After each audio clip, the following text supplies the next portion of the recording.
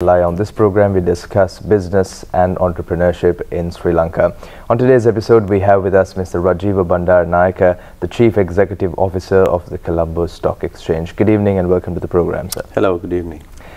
Let's start off by talking about the current performance of the stock market and how it's going right now. Yeah, so we are into the first 4 weeks of 2023, and let me first give you a bit of context. So if you go back a couple of years, in 2021, we had one of our best years in the market, where we saw a phenomenal rise in both price indices, the all share price index and the S&P SL 20, which rose by about 80%. Last year, 2022, of course, we had a decline in the market, and the indices dropped about 30% and 35% respectively. But if you look at this year, the first 4 weeks, we see a slight gain. I think the all share price index has increased by about 5%, and the S&P SL 20 similarly has seen a kind of a growth of about 5 to 6% during the first 4 weeks. So I think the market sentiment has somewhat improved from last year. Last year was, as you know, an extremely challenging year in every respect, and I think we are just coming out of that period. So, and the market perform somewhat reflects that sentiment. Okay, and how has the high interest rates and the new tax revisions and the IMF staff agreements, how have they affected the market? So let me take each one that you asked, starting with high interest rates. Of course, in a scenario where there are high interest rate, it impacts the market negatively, because what you find is that investors would shift their money and funds into fixed income bearing instruments, because obviously they get a higher return at relatively lesser of a risk. So in environments where there is high interest rates, you find that the fund flow from equity to debt taking place. As a result, the market gets affected, and there is some kind of saturation in the market in the absence of investors who actively invest. So high interest rates has a negative impact on the market. We are hopeful that interest rates, I think, are due to decline during the course of 2023, so that probably will have a positive impact on the market. Then if you look at the IMF reform process, it will again have a direct positive impact. When the staff level agreement was reached last year, I think it impacted positively. And if and when the IMF funding comes through, I think again it's going to have a positive impact on the market itself. With regard to taxes, I think if you take the recent tax amendments on the pay tax, I think there again will be an indirect impact, not a direct impact, because if the consumer spending is affected as a result of that, and companies that are listed which are in the consumer space sees a slowing of consumer purchases and the resultant drop in earnings, that ultimately will probably impact on the demand and supply of their shares. So there will be a lag, but maybe an indirect impact. Right. Now let's speak a bit about the highlights from last year in terms of the developing capital markets. So we had some significant stuff happening last year.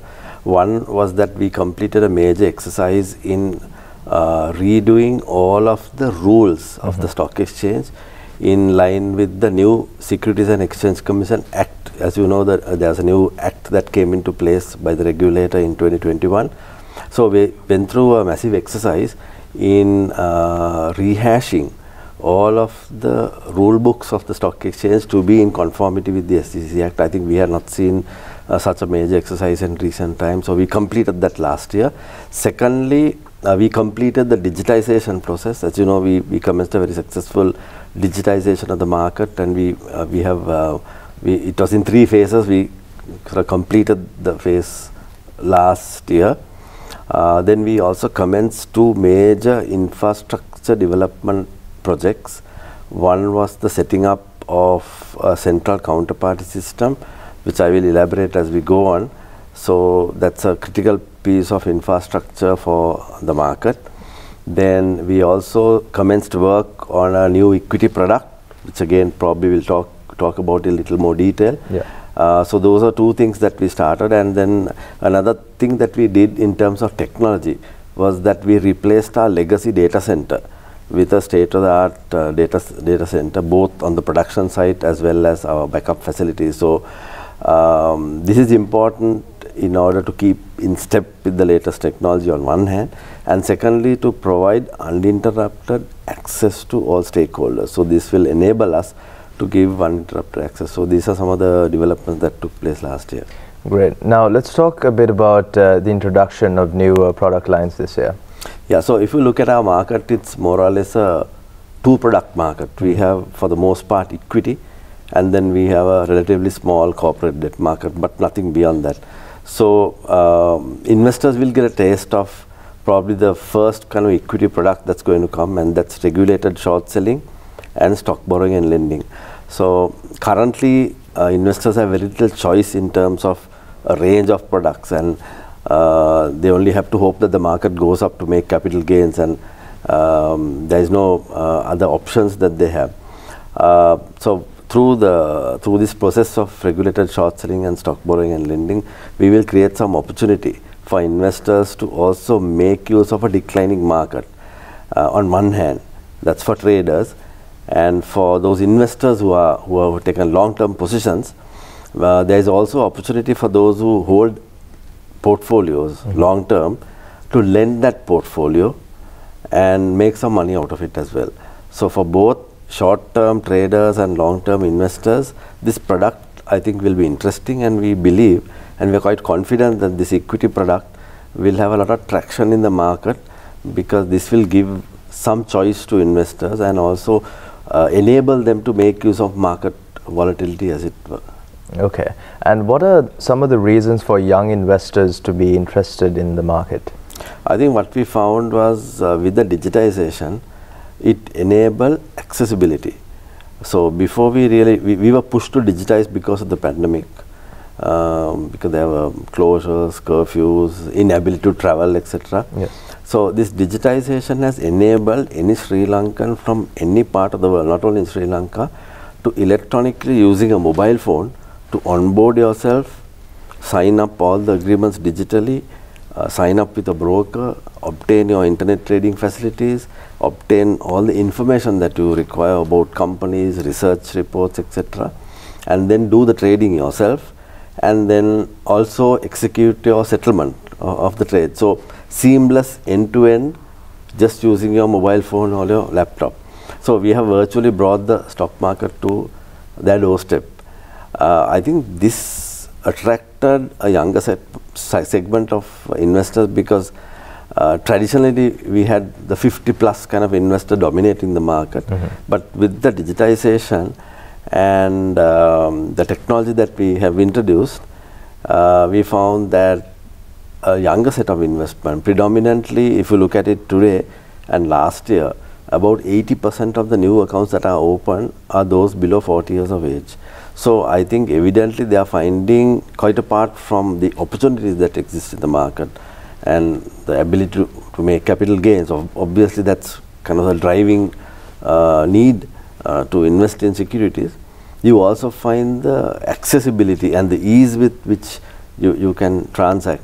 So I think that has enabled people also to get into the market, experiment, look at it, try it, experience it, and see. So it's one thing is hassle-free, and you can do it all on your own. And I think more young people want to feel empowered. Gone are the days where you will, go looking for a stockbroking office or a bank branch and go there and waste your time signing agreements and talking to people. Here you do everything through your phone. If you want, you can take a call. So that ease has come into the market, and I think that is attracting a lot of young people. They find it exciting, a lot of information. You can do things on your own. It's empowerment, I think. Yeah. And what do you think caused the rise of foreign investors in the local market? Yeah, so that's a positive development. Actually, if you look at, again, to put it into context, if you go back a few years, since 2018, for 4 years, we had continuous foreign outflows. Of course, many reasons for that, domestic as well as global reasons for that. And we saw funds flowing out for the last 4 years. And last year, in 2022, we saw a reversal of that. We had a net inflow of about 51 billion rupees, fairly significant. Of course, that also was as a result of one company that was taken over by a foreign entity. But we also saw selective buying in a lot of securities last year as well. So it had a net impact of over 50 billion rupees last year. So that's, I think, a reversal of the trend that we have seen. Foreigners have been, of course, a long stay in our market. Since the early 1990s, there have been foreign institutional investors who have had the confidence, not only in the country, but in our companies, and they have been investing right throughout, predominantly from US, UK, and parts of Europe, who have stayed with those companies. And as we speak, even with the outflows, about a 20 or 22% of all the share portfolio is still foreign owned. So they have not run away or left Sri Lanka totally. So there are a lot of foreign investors who are still invested. And so we saw this reversal. I think they see the potential in the country, they see the potential in the companies, and they stay engaged. Of course, there are reasons why they cannot come in now. For example, the country rating prevents a lot of foreign investors coming. So we need to do some work with regard to improving the macroeconomic conditions. But having said that, you still have foreigners that came in last year. And this year, for the first 4 weeks, again we see a net inflow, small, but I think about 250 million inflow. Right. And when we talk about the local market, what are some of the areas we lack compared to some of the other frontier markets? Yeah, so there are some aspects. One is the liquidity when compared with other markets. So if you look at attracting foreign investors, you will find that they look essentially for companies that have a large free float, meaning the ability for them to get in and get out very easily without impacting on the price. So therefore, they look for liquid stocks that are traded frequently, which has a large free float and liquidity. So that's one thing we need to improve. There we need to encourage more large cap companies, both in the private sector as well as in the state sector as well. There are a lot of state sector companies that have the potential to get listed. They are large and will appeal to a typical foreign institutional investor. So that's one part of it. The second part of it is some of the market infrastructure that we are now developing to be on par with some of the other global markets to, for example, minimize the risk. This is something that they'll look at. And of course, thirdly, as I said, the macroeconomic conditions will have a direct impact. The political stability, they'll look at the country rating. They'll also look at the economic stability and what reforms are in place, etc. So those are also currently critical factors that we really need to address if we want that foreign money to come in. Right. And well, we're still at the start of the new year. What is your outlook for 2023? Yeah, so we are cautiously optimistic about the performance of the market. We feel that with all the economic reforms that are scheduled and are happening, that it will have a positive impact on the market. As I said before, if and when the IMF agreement materializes and the funding gets in, and that will strengthen the confidence among investors about investing in Sri Lanka.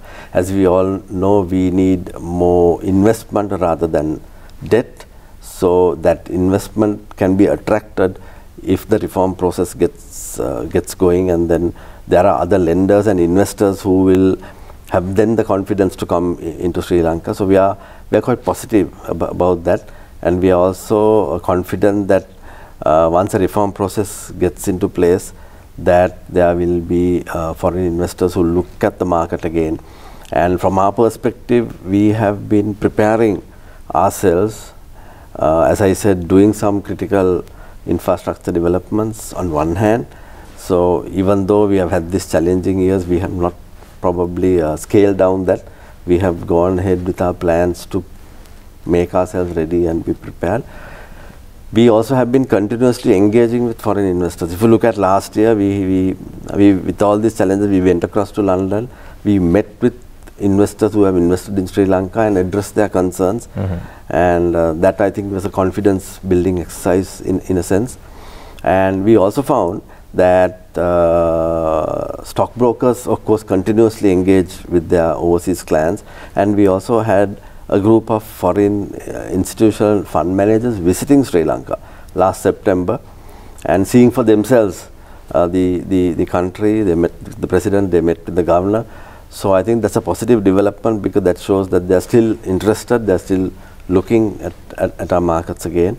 So in a sense, we are upbeat about the reform process that if that gets going, we will see some levels of foreign investment coming in. And secondly, with the reduction of interest rates, it will spur mostly local domestic investors again back into the market and activate the local equity market as well. Currently, we have seen about a threefold increase in the number of domestic investors anyway, in any event. And we feel that a drop in interest rates will further fuel this interest. Okay, now, well, we spoke a lot about the current market and the future plans and ideas, but if someone or a potential investor wants to get into the market, what are the steps they should take? How can they get from A to B to investing in the actual stock market? How does it work? Yeah, so I think when you are talking about investing in the stock market, you need to also invest time. And for that, it's very necessary that you make a study of the market, study of the companies that you want to invest in. So I think a good resource is the mobile app itself. If you download it, and then you have all the information you require. There are YouTube videos telling you how one can start, how one opens an account, how do you select a broker, what is the experience in trading, how do you pick stock, how to select shares, what is the timing in terms of investing in the market, about long-term and short-term investment, what are the risks in investing, how do you select stocks. So there are number of educative material that are online. So very easily you can access those. It's available on our YouTube channel, it's available on our website, it's available on mobile app as well. So I think you need to first get in there and make a study of it, learn, and then onboard yourself with a stockbroker of your choice. You can pick a stockbroker. Again, when you're picking a stockbroker, I think you'll have to pick a stockbroker that works for you, and that's by probably talking to them and seeing how well they respond to your needs, for example. And then onboard yourself and sort of start trading. You don't need a minimum amount. You can trade with even 1,000 rupees. So you can experiment and see what the experience is and go through the process as well. Since it's online, it makes it very easy. You can do it yourself. So my advice is to use one of those resources and have access to that material. One important factor to remember, however, is that you need to do a lot of work on your own and learn about it and get advice from a professional trained investment advisor.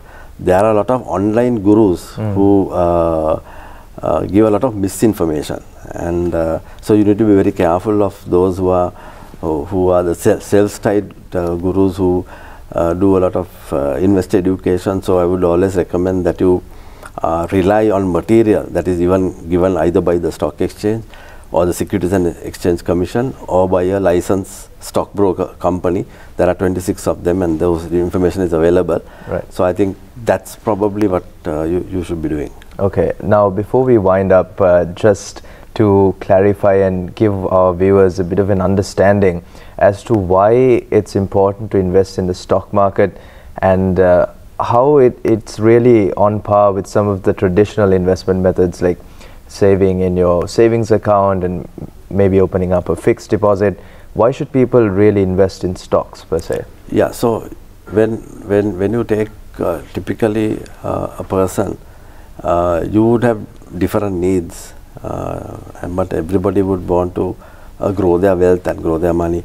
So you have different options ranging from investing in a property to investing in gold, to investing in treasury bills, to investing in fixed income securities, fixed deposits, or you can also have an investment in the stock market. So those are different asset classes depending on, of course, your goals and your needs. Now the stock market is essentially something that is there for the long term. So if you want to grow your money, you have to pick a share and a stock that's going to give you a long-term return. And there are, I think, many examples of fundamentally strong stocks that will give you a return over the long period.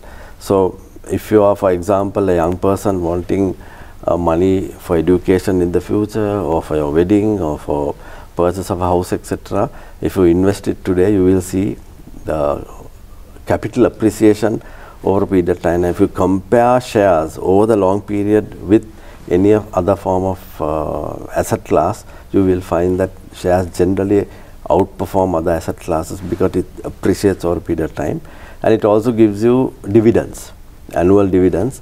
And if you, that's the importance of picking the right stock. Select companies that pay you a good dividend, so that you have capital appreciation. So one of the key returns in the stock market is the appreciation of capital. If you look at other forms, for example, and also the fact that it's very easily encashable. You can sell your shares at any time and then obtain money within a 3-day period. But if you invest in something like property, for example, it's not easily divestable. You need time to convert that into cash. Right. And there are other instruments like gold, for example. It can fluctuate depending on when you really want it.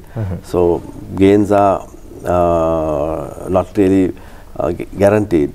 So the market generally will offer good value, and once you are experienced, for an experienced trader, you will find that you can even take short-term positions. Once you are experienced in investing in the market, you have the ability to take the risk to even invest in the short term and make quick gains. But essentially it's a investment for the long term, and a way of building your wealth.